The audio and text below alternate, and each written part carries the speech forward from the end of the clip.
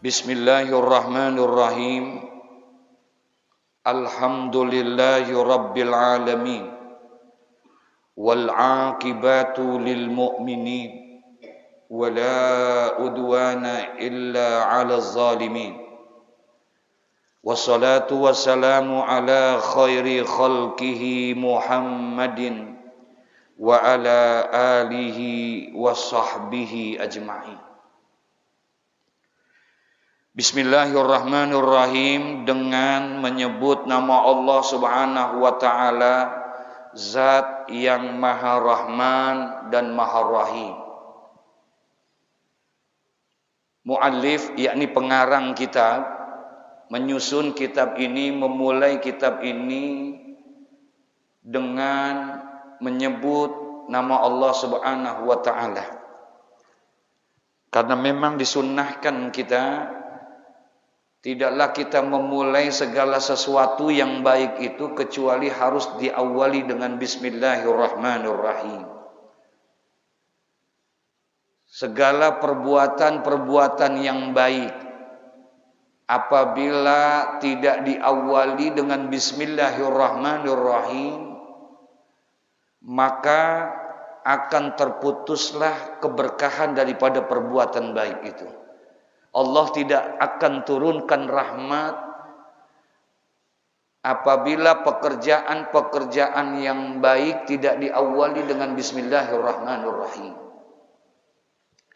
Bahkan pekerjaan yang diawali dengan menyebut nama Allah, maka pekerjaan itu insya Allah akan menjadi nilai ibadah di sisi Allah Subhanahu wa ta'ala. Setiap pekerjaan yang diawali dengan Bismillahirrahmanirrahim, maka dia akan mempunyai nilai ibadah di sisi Allah Subhanahu wa taala. Kita sebagai manusia, tidaklah Allah ciptakan kita ini kecuali adalah untuk beribadah kepada Allah Subhanahu wa taala. Wa ma khalaqtul jinna wal insa illa liya'budun. Dan tidaklah kami ciptakan jin dan manusia, kata Allah, kecuali adalah untuk beribadah kepada Allah Subhanahu wa ta'ala. Konsekuensi ayat ini, Allah tidak ciptakan jin dan manusia kecuali adalah untuk beribadah. Apa artinya? Bahwa kita sebagai manusia di dalam menjalani kehidupan ini, di dalam menjalani kehidupan di alam dunia ini, 1 kali 24 jam itu harus mempunyai nilai ibadah. Semuanya harus mempunyai nilai ibadah. Dan ibadah itu bukan hanya sekedar sholat, bukan hanya sekedar puasa, bukan hanya sekedar zakat, bukan hanya sekedar umrah dan haji, tapi jadikan segala sesuatu aktivitas kita selama 1 kali 24 jam itu harus mempunyai nilai ibadah. Semuanya harus mempunyai nilai ibadah. Bagaimana caranya minum yang kita minum jadi ibadah. Bagaimana caranya makan yang kita makan jadi ibadah. Kerja yang kita lakukan jadi ibadah. Dagang yang kita laksanakan jadi ibadah. Tidur kita pun juga harus jadi apa? Ibadah. Semua aktivitas kita. Karena memang kita diciptakan oleh Allah adalah untuk ngapain? Untuk ibadah. Makanya semuanya harus punya nilai ibadah. Semua harus punya nilai ibadah. Nah, yang jadi masalah, bagaimana caranya supaya itu bisa menjadi ibadah? Minum ini bisa jadi ibadah, bagaimana caranya? Makan itu harus jadi ibadah, tidur itu harus ibadah, kerja itu harus jadi ibadah. Bagaimana aktivitas ini harus jadi ibadah? Sandarkan semua pekerjaan kita, sandarkan semua aktivitas kita dengan Allah Subhanahu wa ta'ala. Kalau pekerjaan yang kita lakukan, perbuatan yang kita laksanakan, kita sandarkan kepada Allah, maka insya Allah pekerjaan dan perbuatan itu akan jadi ibadah. Kalau kita sandarkan kepada siapa? Allah. Dengan cara apa? Makanya dalam Islam segala kegiatan itu pasti ada doanya. Ada doanya enggak? Halo? Assalamualaikum.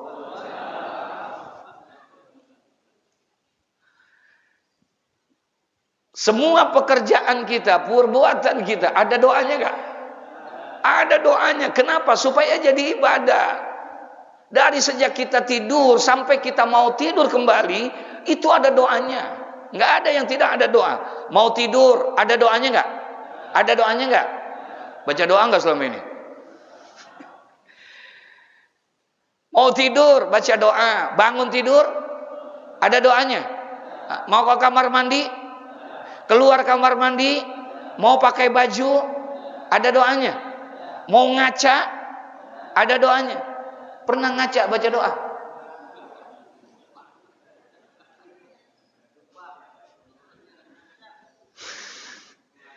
Mau ngaca, baca doa. Mau minum, baca doa. Mau makan, baca doa. Keluar rumah, baca doa enggak?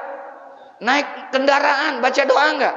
Berangkat, baca doa. Sampai pasar, sampai kantor, semua ada doanya. Karena itu dilandasi dengan doa, maka jadilah ibadah. Sebenarnya yang jadi masalahnya, doanya apa apa kagak? Ini yang jadi masalah ini. Doanya apa enggak? Dari segitu banyaknya tuh doa, cuman satu doa yang kita hafal.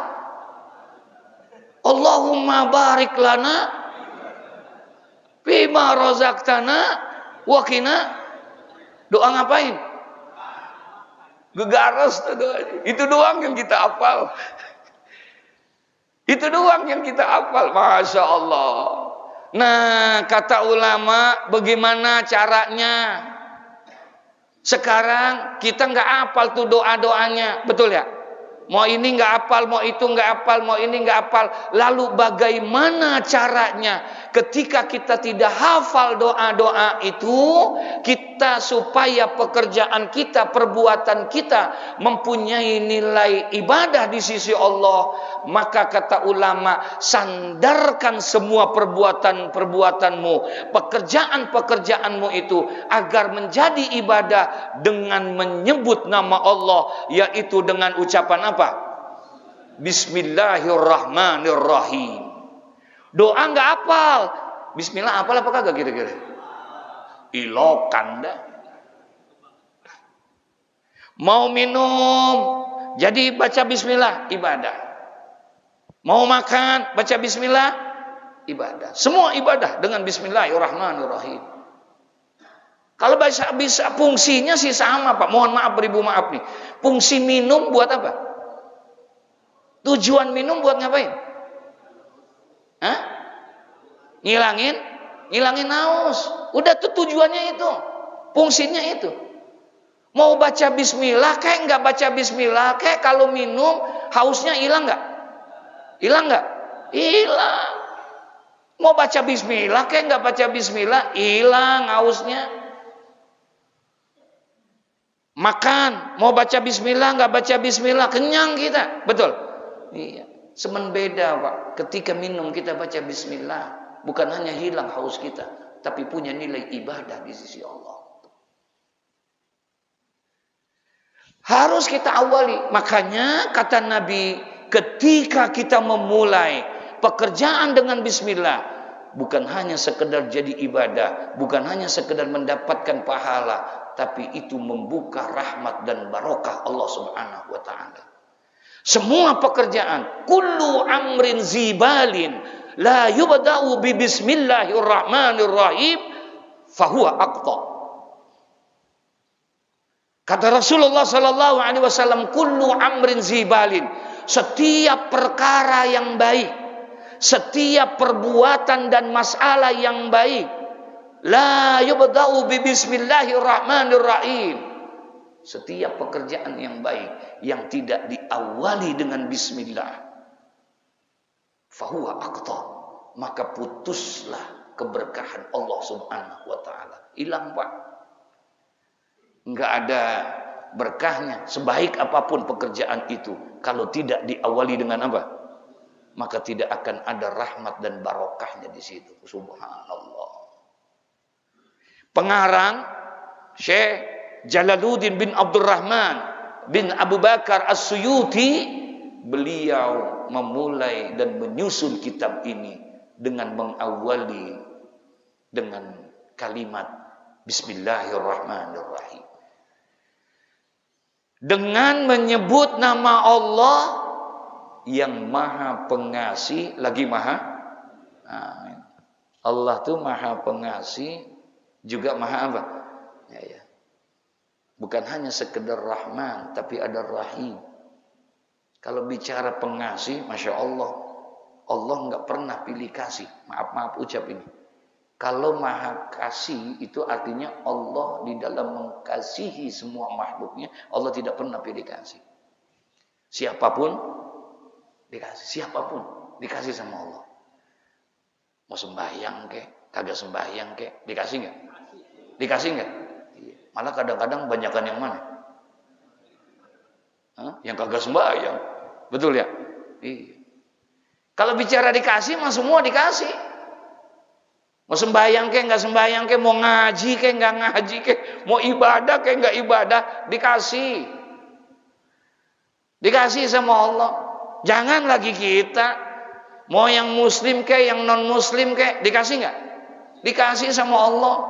Jangan lagi yang non muslim, binatang, dikasih nggak? Jangan lagi binatang yang gede, binatang yang kecil pun semuanya dikasih. Yang semua dikasih sama Allah. Nabi Sulaiman, Mbak, Nabi Sulaiman lagi duduk kayak begini nih. Ya, lagi duduk begini di pinggir sungai. Ini biasanya sampai jam berapa nih?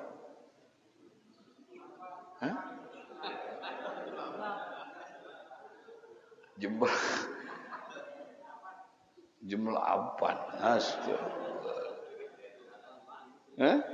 Bener jam 8? Oke. Berapa duit? Astagfirullah. Nabi Sulaiman lagi duduk begini, Pak. Ini kita baru bahas bismillah nih. Ini kalau kita bahas bismillah di pesantren nggak cukup 3 bulan, saudara. Belum lagi kita kaji daripada i'rabnya. Belum lagi kita macam-macam gitu. Bismillahirrahmanirrahim. Nabi Sulaiman, Allah ini Maha Pengasih. Jangankan kita, Pak. Binatang pun dikasih sama Allah. Sore-sore Nabi Sulaiman duduk begini di pinggir sungai. Ya Allah, enak gak? Enak gak? Di pinggir sungai lagi duduk. Apalagi kalau megang joran. Ilaha illallah. Nabi lagi duduk kayak begini. Tiba-tiba Nabi Sulaiman lihat ada seekor semut jalan. Ada seekor semut jalan. Diperhatiin sama Nabi Sulaiman. Ini semut jalan buru-buru banget. Sambil menggigit satu biji gandum. Dilihatin tuh sama Nabi Sulaiman. Kemana nih dia jalan? Nggak taunya dia jalan ke pinggiran sungai. Di pinggiran sungai, di situ ada kodok, tahu kodok? Ada kodok, ada katak di situ. Diparanin, dilihatin. Ngapain nih diparan? Nggak taunya nih kodok mangap mulutnya. Datang semut. Kemudian semut itu masuk ke dalam kodok. Ya, kata Nabi Sulaiman, mati dah. Masuk ke dalam semut, perut kodok itu. Dah dilihatin. Ini kodok, Pak. Ini kodok setelah semut itu masuk ke dalam perutnya Nabi Sulaiman, perutnya kodok, kemudian kodok itu jalan masuk ke dalam sungai. Masuk ke dalam sungai. Ini kodok nih. Nah, pikiran Nabi Sulaiman, ini semut bakalan apa? Bakalan apa? Mati. Udah ada di dalam perut kodok, kodoknya masuk ke dalam sungai. Mati udah urusan. Udah. Kagak berapa lama nih kodok keluar lagi. Nongol lagi di tempat yang sama. Lah, itu kodok yang tadi tuh kata Sulaiman. Kemudian kodok itu mangap. Keluar semutnya. Kagak mati, saudara. Keluar tuh semutnya. Diperhatiin sama Nabi Sulaiman. Ada perbedaan. Ketika dia keluar, ada sesuatu yang berbeda sama semut itu. Apa? Gandum yang dia gigit nggak ada. Tadinya ada. Waktu lagi mau masuk tuh pergi, ada gigit apa dia? Gandum. Pas tapi enggak. Akhirnya Itu semut ditanya sama Nabi Sulaiman. Mohon maaf Pak, salah satu mukjizatnya Nabi Sulaiman itu diantaranya adalah bisa berbicara dengan binatang. Dia bukan hanya bisa bicara dengan burung, bukan hanya dengan gajah, tapi dengan semut pun dia bisa berbicara. Di Nabi Sulaiman nih. Makanya dipanggillah itu semut, diajak ngobrol. Apa kata Nabi Sulaiman? Mut.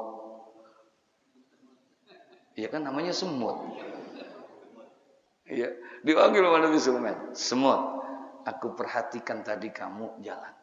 Ketika kamu jalan, aku lihat engkau sedang menggigit gandum.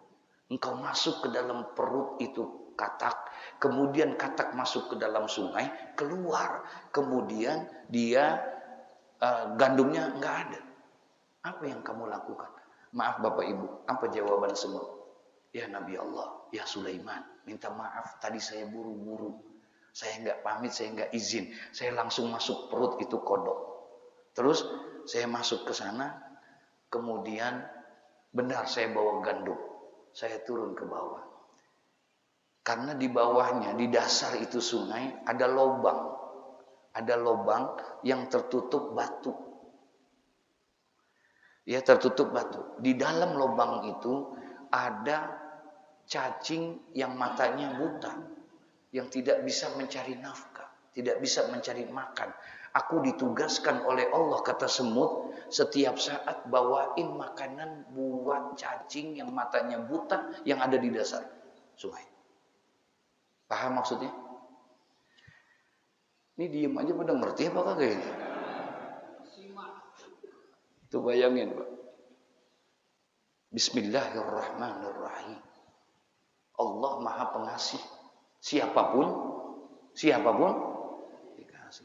Jangan lagi kita cacing yang matanya buta di dalam tanah Pak, di dasar sungai masih dikasih sama Allah.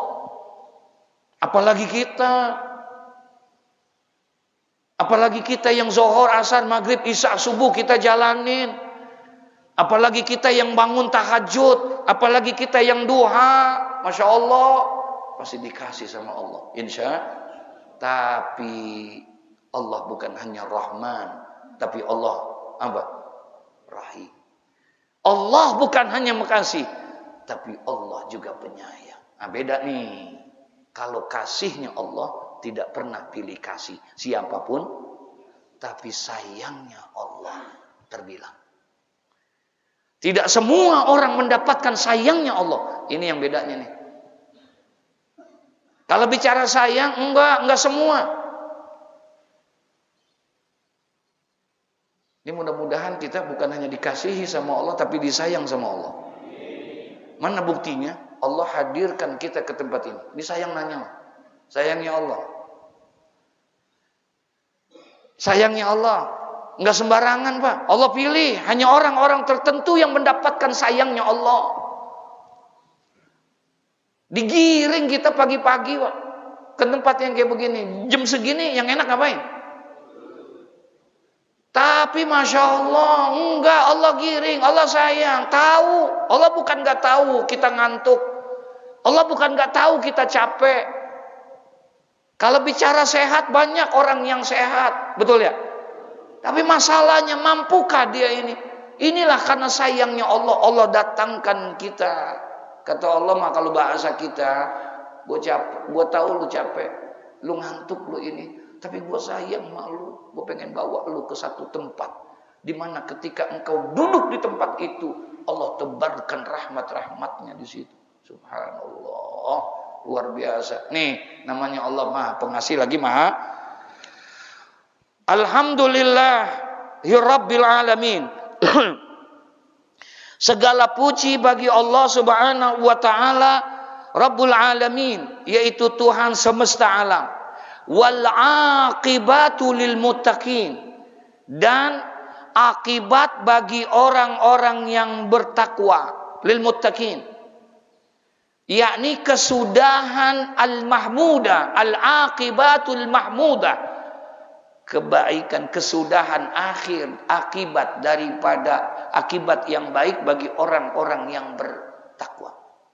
Semua orang yang bertakwa insya Allah akhirnya pasti akan baik di hadapan Allah Subhanahu wa taala. Insya Allah.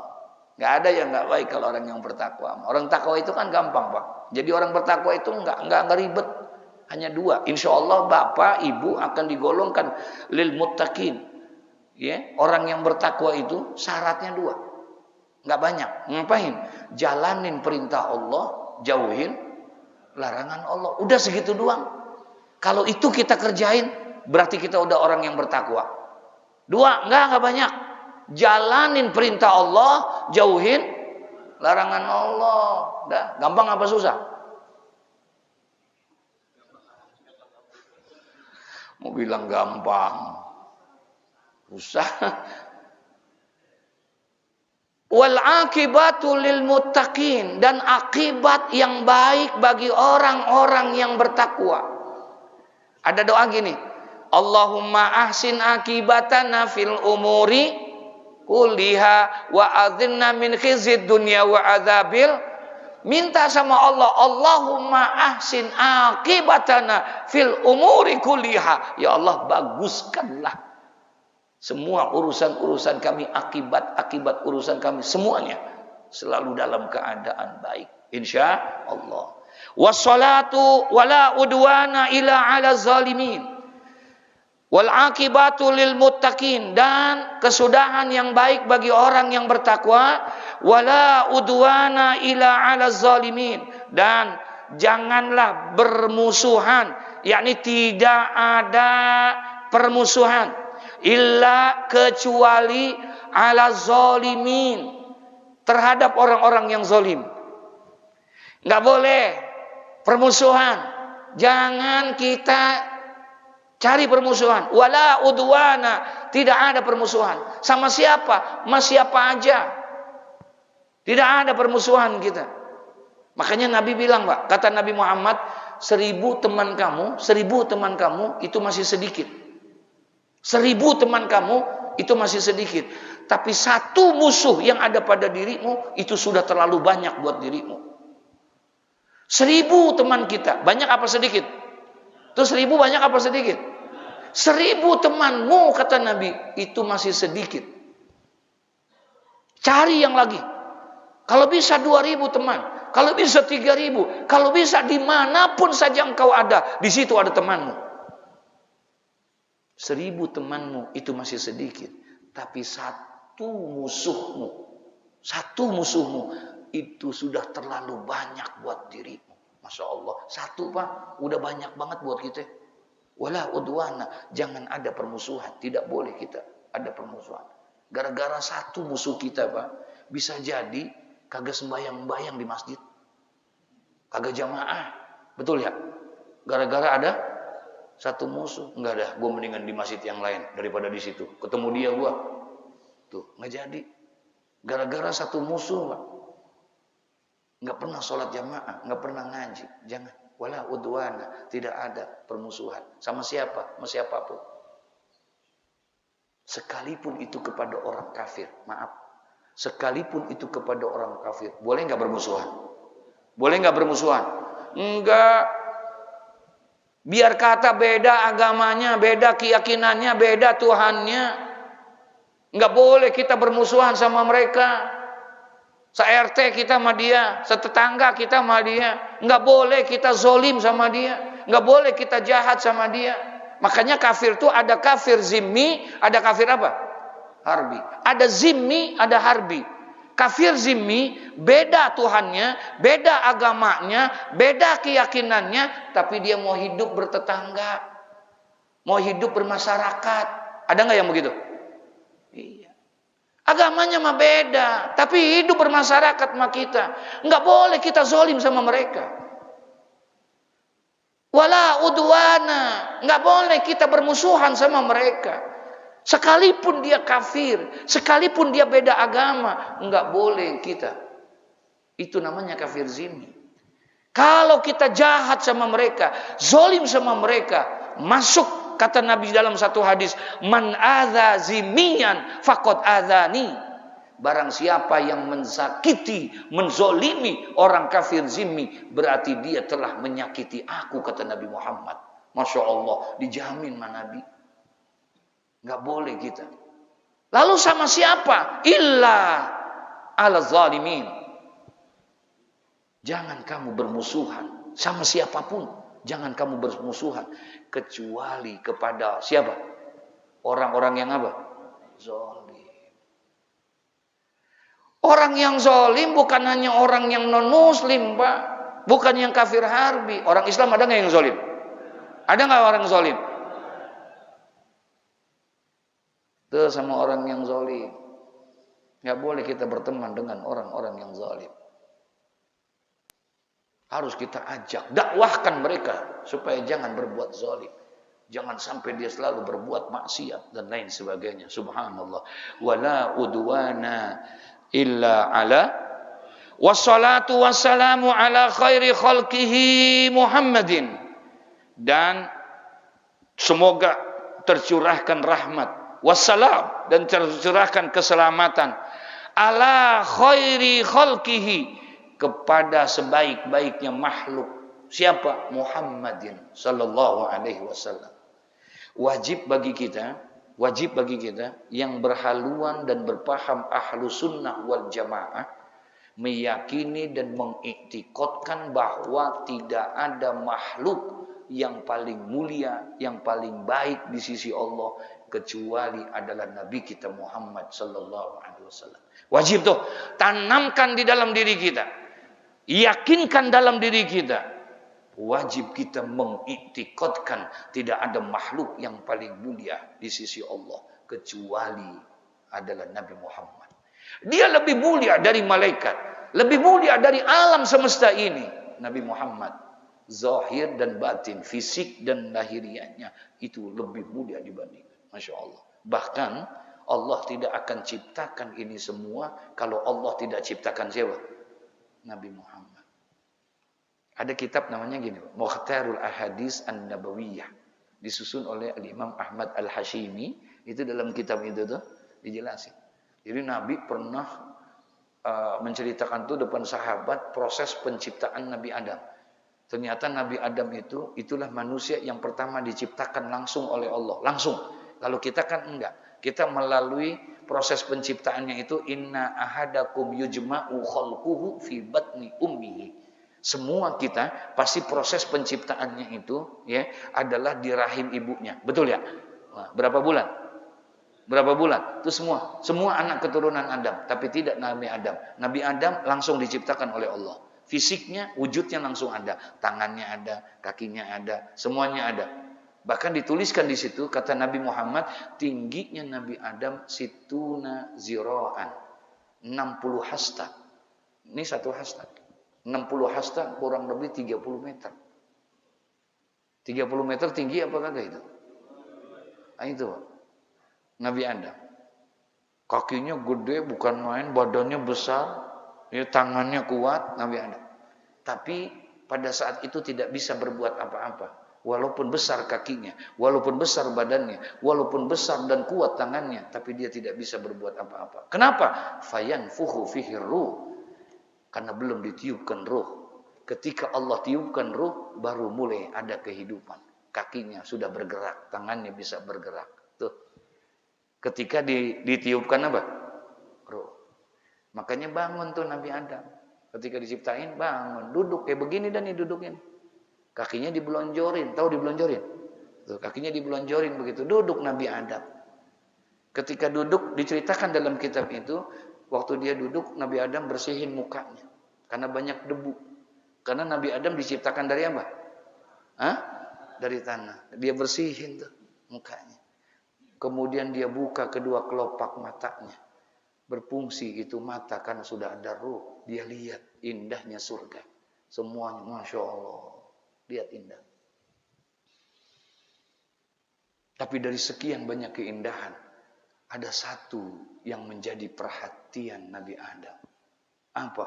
Tertulis di surganya Allah satu tulisan yang begitu besar. La ilaha illallah Muhammadur Rasulullah. Ada kata Nabi Muhammad di situ. Orangnya udah ada belum? Orangnya udah ada belum? Belum ada. Udah ada tulisannya la ilaha illallah Muhammadur Rasulullah. Era Nabi Adam. Siapa nih Muhammad? Sampai dia tanya sama Allah, ya Rabbi man huwa Muhammad? Ya Allah, itu siapa Muhammad? Kok namanya deket banget sama namamu? Namanya berdampingan dengan namamu. Man huwa Muhammad? Siapa itu Muhammad? Apa kata Allah kepada Nabi Adam? Ya Adam, laulahu ma khalaqtuka ya Adam. Walaulahu ma khalaqtul janna wan nar. Walaulahu ma khalaqtus samawati wal ard. Adam, dengar Adam. Laulahu ma khalaqtuka ya Adam. Kalau bukan karena Muhammad, aku tidak akan ciptakan engkau. Walaulahu ma khalaqtus samawati wal ard. Kalau bukan karena Muhammad, aku tidak akan ciptakan itu langit, bumi, bulan, bintang, matahari. Walaulahu ma khalaqtul jannah wan nar. Kalau bukan karena Muhammad, aku tidak akan ciptakan surga dan neraka. Semua tidak akan ada kalau tidak ada siapa? Allahumma sholli ala sayyidina Muhammad. Wassalatu wassalamu ala khairi khalqihi Muhammadin.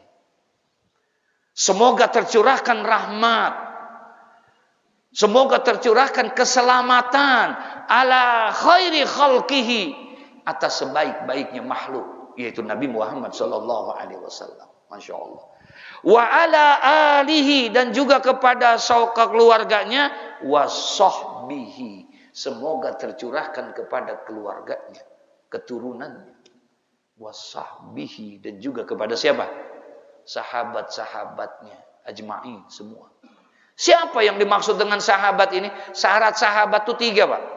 Ibu mohon maaf, syarat sahabat itu 3. Orang itu bisa dikategorikan sebagai sahabat bila 3. Yang pertama, orang itu hidup di zaman Nabi. Hidupnya di zaman Nabi. Yang kedua, orang itu berjumpa dengan Nabi.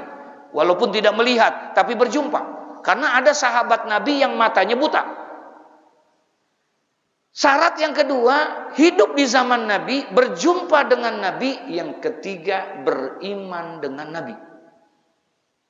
Kalau 3 ini ada, hidup di zaman Nabi, beriman sama Nabi, berjumpa dengan Nabi, maka orang ini dikategorikan sebagai apa? Sahabat. 1 aja kurang, nggak jadi, Pak. Hidupnya di zaman Nabi, jumpa sama Nabi, tapi nggak beriman sama Nabi, bukan sahabat. Siapa contohnya? Abu Jahal, Abu Lahab. Hidupnya di zaman Nabi bukan? Iya. Pernah berjumpa Nabi nggak? Oh, bukan hanya jumpa, pengen bunuh, Pak. Tapi dia nggak beriman, maka dia tidak disebut sahabat. Tapi ada.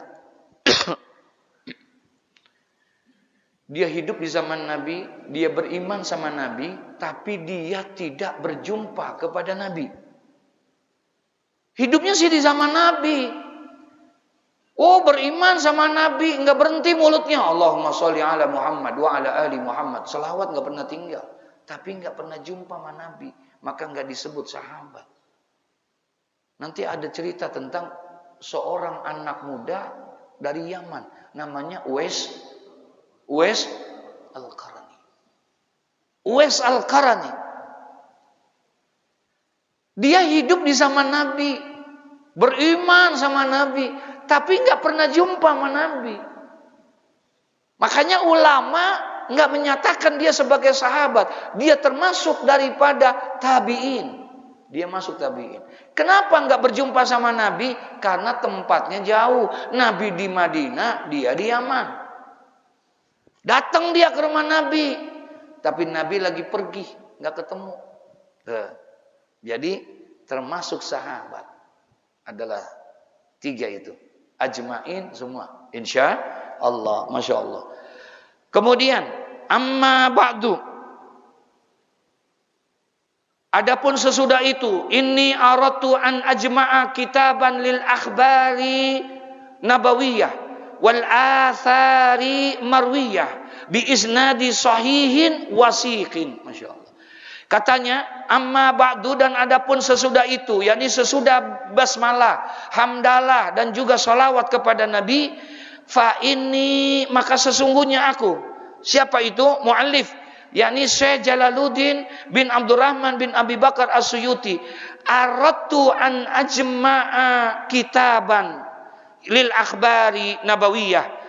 Aku berkeinginan, aku berkeinginan ajma'a kitaban, ya, akan menghimpun akan satu kitab lil akhbarin nabawiyah, yang berisikan daripada akhbar, khobar nabawiyah, hadis-hadis Nabi sallallahu alaihi wasallam, wal asaril marwiyah, dan juga adalah asar-asar yang diriwayatkan dari Rasulullah sallallahu alaihi wasallam bi isnadin sahihin wasikin, dengan sanad-sanad yang dengan isnad yang sahih dan wasikin, dan juga yang terpercaya. Fahazaftul asanida wa ja'altuhu arba'ina baban fi kulli babin asyratu ahadisa. Dan aku hilangkan itu sanad-sanadnya, aku ringkaskan itu semua. Wa ja'altuhu arba'ina baban, dan ini aku jadikan itu, ya, 40 bab kitab ini, fi kulli babin, dan tiap babnya itu asyaratu ahadisa, ada 10 hadis. Jadi dalam kitab ini ada 40 bab, ada 40 bab. Setiap satu babnya berapa hadis? 10. Jadi berapa semuanya? 400 hadis, ya. Wa sammaituhu, dan aku kasih nama ini kitab Lubabal Hadis, ya, yaitu adalah dengan nama kitab Lubabal Hadis, ya, yakni intisari hadis. Wa asta'inu billahil azim 'alal qaumil kafirin, dan aku bermohon kepada Allah Subhanahu wa taala, zat yang maha agung, 'alal qaumil kafirin, atas kaum orang-orang kafir. Al-babul awal fi fadilatil ilmi wal ulama, dan bab yang pertama menerangkan tentang keutamaan ilmu dan ulama. Tadi isinya ada berapa bab? Ada berapa bab? Ada 40 bab. Dalam satu bab ada berapa hadis? Ada 10 hadis. Apa tuh bab yang pertama? Nanti dibahas tentang fi fadilatil ilmi wal ulama, tentang keutamaan daripada ilmu dan ulama. Al-babus tsani fi fadilatil la ilaha illallah. Bab yang kedua membahas kalimat la ilaha illallah. Al-babus tsalisu fi fadilati bismillahirrahmanirrahim. Bab yang ketiga akan membahas keutamaan tentang apa? Bismillahirrahmanirrahim. Al-babu rabi'u fi fadilati salati ala nabi sallallahu alaihi wasallam. Bab yang keempat membahas tentang fadilah salawat kepada Nabi Muhammad. Al-babu al-khamisu fi fadilatil iman, membahas tentang apa? Iman. Al-babu sadisu fi fadilatil wudu, yaitu membahas tentang keutamaan wudu. Al-babu sabi'u fi fadilatil siwak, membahas bab yang ketujuh membahas daripada keutamaan memakai siwak. Al-babu saminu fi fadilatil azan, dan bab yang ke-8 akan membahas keutamaan tentang azan. Al-babu tasi'u fi fadilatis salatil jamaah, dan bab yang ke berapa? 9 fi fadilatis salatil jamaah, di dalam menerangkan tentang keutamaan salat berjamaah. Al-babu asiru fi fadilatil jum'ah, dan bab yang ke-10 tentang keutamaan salat Jumat. Al-babu hadi asyara fi fadilatis masajid, ya, dan bab yang ke-11 tentang keutamaan masjid. Al-babul saniya asyara fi fadilatil amaimi, dan bab yang ke-12 membahas tentang keutamaan memakai imamah, sorban. Al-babu salisa asyara fi fadilatis saum, yang bab yang ke-13 membahas tentang keutamaan berpuasa. Al-babu rabi'a asyara fi fadilatil faraid, bab yang ke-14 membahas tentang keutamaan daripada kewajiban-kewajiban, fardu-fardu. Al-babul khamisa asyara fi fadilatis sunani, yaitu tentang masalah sunnah-sunnah. Al-babu sadisa asyara fi fadilatiz zakat, menjelaskan tentang apa? Zakat. Al-babu sabi'a asyara fi fadilatis sadaqah, membahas tentang keutamaan Sadaqah. Al-babu samina athara fi fadilatis salam, membahas tentang keutamaan salam. Al-babu tawsi'a asyara fi fadilatid du'a, membahas tentang keutamaan doa. Al-babul isrun fi fadilatil istighfar, membahas tentang keutamaan membaca apa? Al-babul hadi wal isrun fi fadilati zikrillah, membahas tentang keutamaan berzikir kepada Allah. Al-babu sani wal isrun fi fadilati tasbih, membahas tentang tasbih. Al-babu salisu wal isrun fi fadilatil taubat, yaitu membahas tentang keutamaan bertaubat. Al-babu rabi'u wal isrun fi fadilatil fuqara, ya, membahas tentang keutamaannya kefakiran. Al-babul khamisu wal isrun fi fadilatin nikah, tentang keutamaan apa? Nikah. Al-babus sadisu wal isrun fi tasdidi ala zina, yaitu menjelaskan tentang ancaman terhadap perbuatan zina. Al-babus sabi'u wal isrun fi tasdidi ala liwat, yaitu membahas tentang ancaman atas liwat, yakni homoseksual, ya, lesbian. Kalau kita sekarang sebutnya apa? Al-babu saminu wal isrun fi man isyurbil khamr, dan bab yang ke-28 di dalam larangan meminum khamar. Al-babu tasi wal isrun fi fadilatir rami, yaitu tentang membahas ini apa namanya? Memanah, ya. Al-babu salasun fi fadilati birri walidain, membahas tentang berbuat baik kepada kedua orang tua. Al-babul hadi wasalasun fi fadi tarbiyatil aulad, membahas tentang keutamaan mendidik anak-anak. Al-babu sani wasalasun fi fadilatit tawadhu, bab yang ke-32 membahas tentang sifat tawadu. Al-babu salisu wasalasun fi fadilatis sumtu, yaitu membahas tentang keutamaan as-sumtu, sukut, diam. Al-babur rabi'u wa salasun fi fadilatil aqlali minal aqli wan naumi warahah, di dalam menjelaskan menyedikitkan makan, menyedikitkan tidur, dan juga beristirahat. Al-babu khamisu wa salasun fi fadilatil aqlali minad dhahaki, dan bab yang ke-35 yaitu bab yang menerangkan tentang menyedikitkan daripada tertawa. Al-babu sadisu wa salasun fi fadilatil iyadatil marid, membahas tentang menjenguk orang sakit. Al-babu sabi'u wa salasun fi fadilati zikril maut, yaitu membahas tentang keutamaan mengingat kepada kematian. Al-babu saminu wa salasun fi fadilatil qabri wa ahwalihi, 38 membahas tentang keutamaan kubur dan keadaan alam kubur. Al-babu tasi'u wa salasun fi man'in niyahah 'alal mayyit, yaitu membahas tentang larangan niyahah, meratapi atas mayit. Al-babul arbaun, dan bab yang ke-40 fi fadilatis sabri 'alal musibah, yaitu menerangkan tentang keutamaan sabar terhadap musibah. Ya, itulah isi kitab yang akan dibahas. Ya, jadi insya Allah akan dijelasin tuh setiap babnya. Ada 40 bab. Setiap satu bab ada berapa hadis? Ada 10 hadis. Insya Allah di pertemuan yang akan datang kita sudah masuk al-babul awwalu fi fadilatil ilmi wal ulama, akan menjelaskan tentang keutamaan ilmu dan juga keutamaannya para ulama. Insya Allah, mudah-mudahan Allah panjangkan umur kita. Amin ya rabbal al-Fatihah.